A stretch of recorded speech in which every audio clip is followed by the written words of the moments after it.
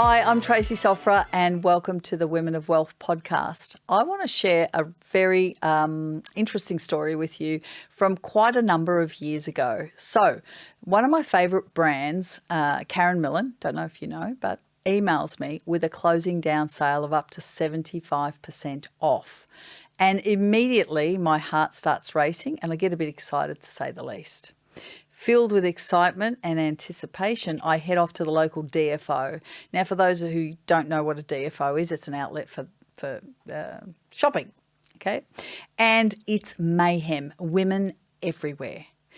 As I'd already been shopping a little bit that morning with my girlfriend, I had a few bags in my hand, right? And now I was faced with the exhausting but exciting task of fossicking through each rack to find my little gems at less than half or say quarter of the price. Am I up for the challenge? Hell yeah. Let me tell you, the desire to get a bargain for the 75% off with Karen Millen far outweighs the pain in my arms as I continue to look through each and every item. Have you ever gone through a rack of clothes and you're going like this, and you've got your bags in this arm here, and you're fossicking through, and your arm's hurting and it's turning red, and you're like, no, I can do this. That's what it felt like. So hoping to find my size, looking through each and every item, and by the way, all the other women are trying to do the same thing. So you've got all these pushy women, and it's getting a little bit tight and a little bit pushy, but we're not deterred. I'm not deterred. I don't lose focus on my vision and goal, and that's to buy every item I can at the best possible price. I can feel the weight of my shopping bags cutting into my arms, and I'm thinking, oh my God, this is so hard. Do I really want to be here? But you know what? The little voice says, I don't care. I've just got to have a look and see what there is, and away I go. So this is the bargain of the century that I'm sharing with you, and I do love a bargain, especially when it comes to such high brands as Karen Millen. I finally make it to the lineup for the change rooms, and here's where it gets exciting, and here's where I really want to share the story with you.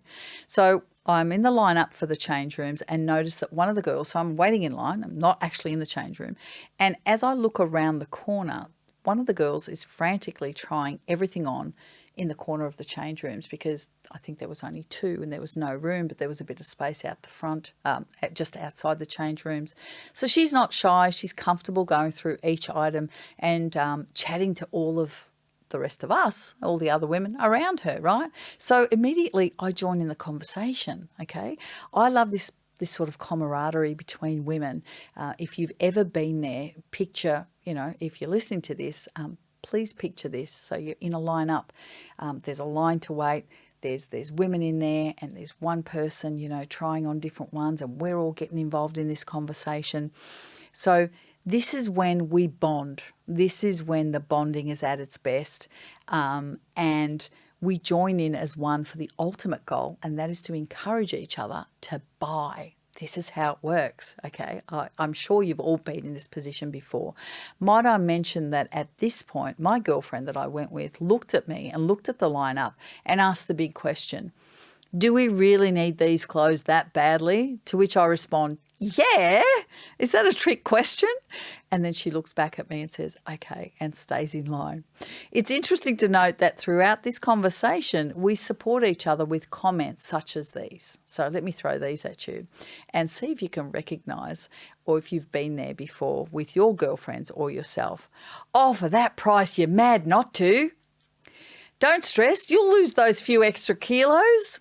As she's trying to wriggle into that particular skirt or pants.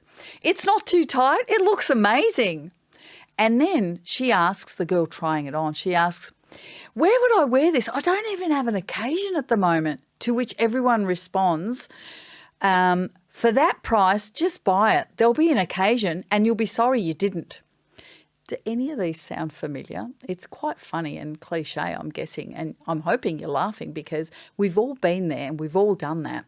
The encouragement and the bonding is intense in this moment of time. We're all in this buy frenzy and we're all hyped up to a point of purchase frenzy, yeah? And you know the type I'm talking about. Then the conversation turned to money. Okay, so let me take you from the hype, the excitement, the bargain, the trying on, all of that heightened emotion to, okay, well, let's talk about the cold, hard reality of the money and the purchasing of these things. So she says, and this is again the girl that's out of the change rooms trying things on. She says, when my husband sees the credit card, he'll ask why I spent so much. The creativity in the explanations are funny and the right to spend is clear. So what I mean by that is everyone else is coming up with all of these creative responses that she should have for her husband. And the right for her to spend is absolutely clear. And this is where I'm standing there still with my bags cutting into my arms, wondering whether I should just leave. I start thinking about their financial reality. Wouldn't it be lovely to spend without guilt? To spend without permission? And to spend without compromising your life now and into the future? So I just want you to stop and just think about that for 1 minute. The emotion behind loving a brand, understanding that it's closing down and they're going to shut the store and your wonderful gems are, 75% off. Being driven by that emotion first and foremost and getting yourself there, and then getting involved in that hypersensitive environment of, oh my God, let's have a look at everything and what are the potential wonderful gems that I can pick up for myself, to then waiting in line for quite a lengthy period of time to get your turn to try these things on, to the actual purchasing of these things, to the reality of, well, I'm going to buy now. Because the buying and the emotion of wanting to buy can be two very different things. And I realized at that point they needed to validate their intention to buy, but there was a lot of guilt and shame behind it. There was a lot of unassuming having to justify to buy it. So again, I just want to repeat this.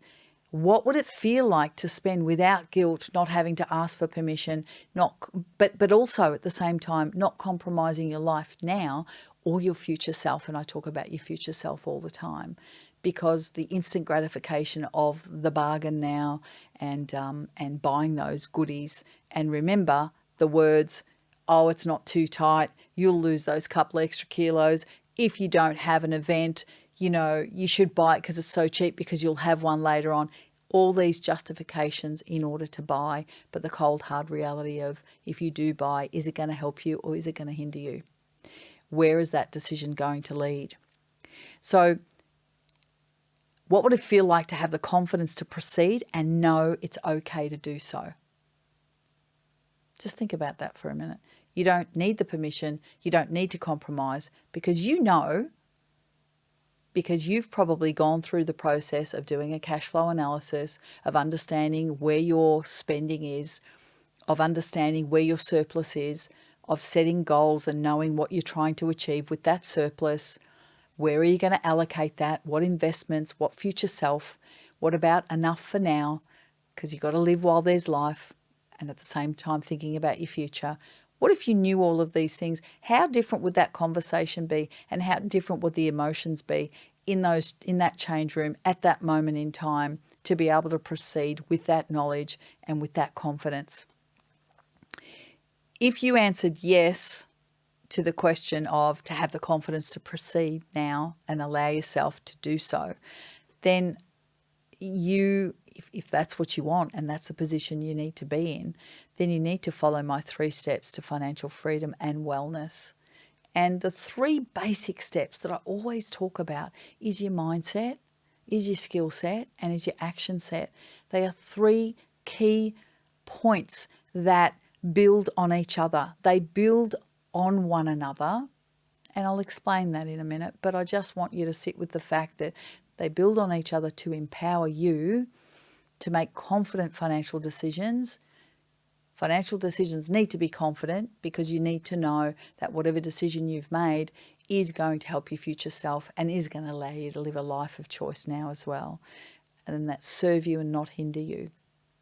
So what are those three? Mindset is all around understanding your behavior around money. Mindset is all around understanding your financial DNA, where you come from, bringing that to light, and coming to terms with that, and understanding that that is the driving force behind every single financial decision you make. If you haven't unearthed that, if you haven't uncovered that, if you haven't come to terms with that, highly likely you are working off the same financial DNA you had when you were a child at home with mum and dad. So if money was scarce and there was a scarcity mindset and money was evil and it wasn't a great thing, highly likely you're feeling and acting that out right now in your adult life without even knowing it.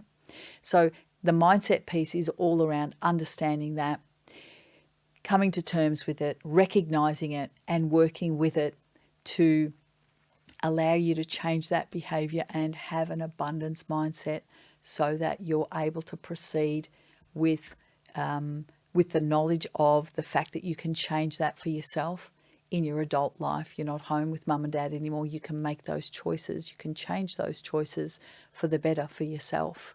So mindset is always the very first thing. When we move on to skill set, that's basic foundational knowledge. That's understanding the basic foundational knowledge of investments, how to invest, the investment principles, the investment vehicles, the investment concepts, and having a broad idea of what that looks like. Having those skills without the mindset piece is useless, because you can have the skills and still operate on the same mindset and you will never, ever change, because it's about behavior. And I can't stress that enough. It's about behavior. No matter how much money you have, it will never change for you if you're operating out of the same mindset around money. I have clients that have really, really high income, and I have clients that have middle of the range income, and the people with the middle of the range income do better by building more wealth with less money than the people with higher income. And it sounds weird, and it probably sounds strange, and you're probably wondering, what are you talking about, Trace? How's that remotely possible? It is, because it's not what you make, it's what you keep, and then what you do with that. But what you keep is dependent on your money mindset. It's about your financial DNA. It's about how you manage that money that comes into your hot little hands. And that is all based on, the programming in your head, the tape recording of what you heard, what you were led to believe, and how you feel about money and how you think and act about money. Yeah. So I've heard a multitude of times, clients, friends saying, "Oh no, you can't do that." And I think to myself, well, why can't you do that? Why? Oh, because it's too expensive. That's a money mindset blocker. Straight away. Of course you can do that. The question should be, how can I do that? Not I can't do that. How can I do that? Because if you're going to block yourself off from, I can't do that because it's too expensive, then that's it. That opportunity in your head is gone. That's a complete shutdown. And so shifting that mindset, understanding that where you come from is pivotal. I can't stress that enough. So the skills are highly important, but you could do a multitude of programs and a multitude of courses and read 10,000 books. If you don't change your attitude and your financial DNA, if you don't work on changing that for the better to serve yourself better, all the skills in the world isn't gonna change anything. And you'll wonder, I've done so many programs, I've read so many books, why isn't anything changing for me? It's here. It's your financial DNA. So mindset starts first, then we get the skills under our belt, and then what do? You've got to do something. Without action, nothing changes. Action is little steps repeated over and over again. And it can start with baby steps. The old saying, Rome wasn't built in a day. Nothing could be more or truly said in this instance. Start with baby steps, but do something. Get your head around the game, understand your financial DNA, get the basic foundational knowledge, and start acting. And don't be afraid. You're going to get some right, you're going to get some wrong, but that is part of the journey of money. Money is a lifelong journey. It's not something that is fashion that you do for a month or two and then you don't worry about it ever again. It's no different to your to your health in terms of wellness, in terms of your mental health, your physical health, your social health, your relationships. This is your financial health, and it has a big impact on actually your mental health and your physical health, because it plays out there. So it's got to be taken very, very seriously. And in order to do that, you've got to take action. Don't be afraid. Take action, trust your gut, and away you go.